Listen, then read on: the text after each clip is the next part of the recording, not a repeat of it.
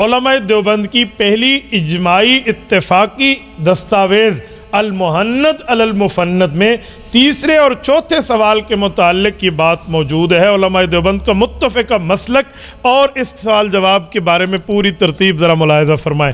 یہ حوالہ آپ کے سامنے المحند علی المفند کی صفحہ 37 اور 36 پڑھ رہا ہوں۔ المحند علی المفند کا پورا نام کیا ہے آپ جانتے ہوں گے؟ بولیے۔ التصدیقات لدفع التلبیسات۔ اب سارے لفظ تو پہلے کیوں نہیں بولتے؟ کیا نام ہے؟ اوکے، یہ نام ہے۔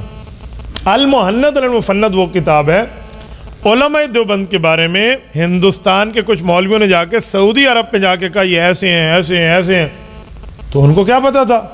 وہ آج سے تقریباً کوئی 100 سال پہلے کی بات، تو ان حضرات نے کہا ایسے ایسے اس طرح غلط عقیدے رکھنے والے تو کوئی مسلمان نہیں ہے، تو وہ غلط عقیدوں پر فتویٰ آ گیا۔ تو غلط عقیدے تو علماء دیوبند کے تھے نہیں، ادھر ہندوستان میں تو چھاپ دیا انہوں نے۔ اب جب یہ مسئلہ آیا تو ہندوستان کے علماء کرام نے سعودی عرب سے رابطہ کیا کہ آپ حضرات نے جو فتویٰ دیا وہ تو غلط عقیدوں پر تھی، ہم بھی اسے غلط کہتے ہیں، لیکن لوگوں نے ہمارے نام پہ کفر کا فتویٰ چھاپ دیا کہ دیوبندیوں کفر کا فتویٰ سعودی عرب نے دے دیا۔ تو انہوں نے 26 سوالات لکھ کر بھیجے۔ علماء دیوبند کی تقریباً کریم بیٹھی تمام علماء نے اس 26 کے جوابات دیے۔ انہوں نے کہا یہ پکے مسلمان اور ٹھیک لوگ۔ 26 سوالات اور ان کے جوابات، اور ان تصدیقات کا نام ہے المحند علی المفند۔ المحند ہندوستانی تلوار، علی المفند جھوٹے کے سر پہ، سٹھیائے والے کے سر پہ، ٹھیک ہے۔ اب لوگ کہتے ہیں یہ المحند یہ کوئی نام ہے؟ تو بھائی آپ کو پتہ ہے محند کس کا نام ہے؟ اگر کسی کو نہیں پتہ نا، میں کہتا ہوں ذرا سیرت کو پڑھ کے اٹھائیے، سیرت کی کتابیں، اور چھوڑو میں آپ اردو کی معروف کتاب پیش کرتا ہوں اور آپ کے ان کے گھر سے پیش کرتا ہوں، مولانا صفی الرحمن مبارک پوری کتاب اٹھا لیں، الرحیق المختوم اٹھا لیں، ومحند من سیف اللہ المسلول۔ مالک رضی اللہ عنہ نے رسول اللہ صلی اللہ علیہ وسلم کو محند ان کا لقب دے کر حضور پاک کو محند کا نام دیا کہ رسول اللہ صلی اللہ علیہ وسلم اللہ کی وہ تلوار ہے جس کو اللہ نے نیام سے نکال کے بھیجا ہے دشمنوں کے لیے۔ تو یہ نام کی نسبت تو رسول اللہ صلی اللہ علیہ وسلم سے جڑی ہے، اس کو چڑھانے والے ذرا اپنے معاملے میں معاملہ دیکھ کر بات کریں۔ اور آج کل ہمارے ہاں کچھ لوگ المحند پہ سوالات اٹھاتے ہیں، جی بات کریں جی بات کریں۔ کچھ لوگ یہ سمجھتے ہیں کہ ایسی بات کر لیں گے تو لوگ ریورس گیئر لگائیں گے۔ میں کہہ رہا ہوں ایسی بات نہیں ہے۔ 6 بر اعظم میں مخلوقات رہتی ہیں، 7واں بر اعظم انٹارکٹیکا میں برف ہے۔ ان 6 بر اعظموں کی کسی ماں کی کوکھ نے وہ بیٹا نہیں جانا جو علماء حق کو دلیل کی دنیا میں پکڑے۔ یہ پکی بات۔ جو اعتراض کر رہے ہیں نا، دعا کریں کبھی اللہ ٹاکرا کرا دینا اور یہ اس پہ تیار ہو جائیں۔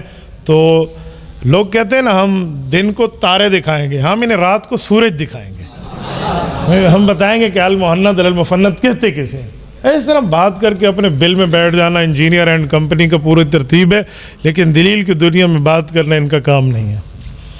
تو المحند علی المفند علماء دیوبند کی پہلی اجماعی اتفاقی دستاویز ہے۔ اس کی باتیں انہیں سمجھ نہیں آتی نا تو ہم سمجھائے دیتے ہیں نا، تو رابطہ کو وہ کہتے ہیں نا کچھ ہم سے کہا ہوتا کچھ ہم سے سنا ہوتا، غیروں سے کہا تم نے غیروں سے سنا تم نے۔ تو میں آپ کو اسی لیے تھوڑی تھوڑی بات سمجھا رہا ہوں۔ کل کی بات ہے، مجھ سے رابطہ کیا یہاں آپ کی جھاوریاں سے، یہاں سرگودا سے، ایک پتہ نہیں کسی نے مجھے تصویر بھیجی کہ آپ جھاوریاں آئے تھے اور میں نے آپ کے ساتھ سیلفی لی تھی، آپ مجھے جانتے ہیں؟ میں نے کہا بھائی سیلفی تو کئی بندے لیتے ہیں، ہو سکتا ہے میں نہ جانتا ہوں، آپ فرمائیے۔ انہوں نے کہا جی اس سوال کا جواب دیں۔ میں سمجھ گیا کہ چینل کہاں سے چل رہا ہے۔ میں نے کہا بھئی یہ جو بندہ سوال پوچھ رہا ہے کون ہے آپ کا؟ کہتے ہیں انجینئر کے اسٹوڈنٹ ہیں۔ میں نے کہا انجینئر کی یہ حالت ہو گئی کہ وہ اپنے اسٹوڈنٹ کے ذریعے ہمیں کال کرا کے جواب لیتے ہیں۔ میں نے کہا اسے کہو گرو جی کو تیار کرو ہم سے بات کر لیں۔ تو وہ بہت ہے، اس نے کہا استاد جی آپ نے واقعی نبض پر ہاتھ رکھا ہے۔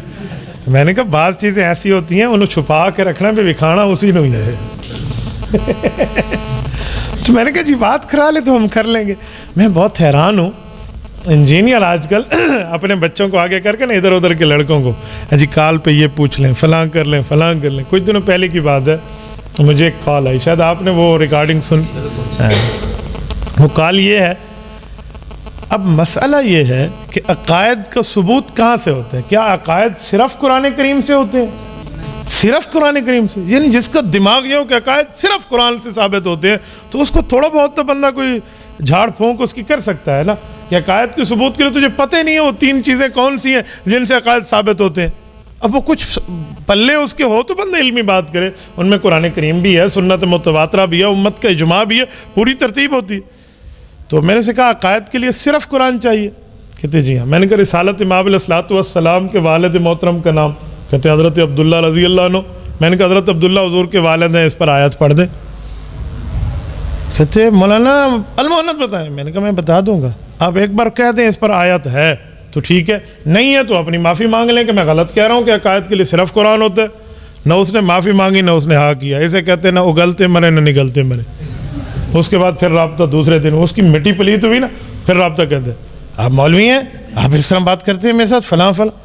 میں نے کہا جاؤ دفع ہو جا مجھ سے بات. میں نے حضرت رگڑا، اگلے دن سے پھر معاملہ ٹھنڈا ہو گیا. یہ میں کئی بار ان کو کہہ چکا ہوں کہ انجینئر صاحب میرے کلپ کو اپنے کلپ کے ساتھ جوڑ کے اپلوڈ مت کیجیے، ہم سے بات کر لیجیے. بات کرنے میں کون سا حرج ہے؟ لیکن انہیں پتہ ہے کہ جس معاملے میں میں چلا ہوں نا، ہر بل میں مجھے ہاتھ نہیں ڈالنا. تو یہ المحنت فنت پہ تھوڑی سی بات میں نے کر دی ہے، کیونکہ ہماری گفتگو لائیو چلتی ہے نا، تو بعض لوگ کہتے ہیں المحنت پہ بات کروں. میں کہتا ہوں گرو جی کو تیار کر لو، ہم کر لیں گے. ظہیر کیا مشکل ہے نا. المحنت پہ بات کرتے وقت ان کا بھی چہرہ دیکھا کرو اور ہمارے چہرے بھی دیکھا کرو. آپ کو چہرے سے فائنل ہو جائے گا کہ بات کرنا ہوتا کیا ہے.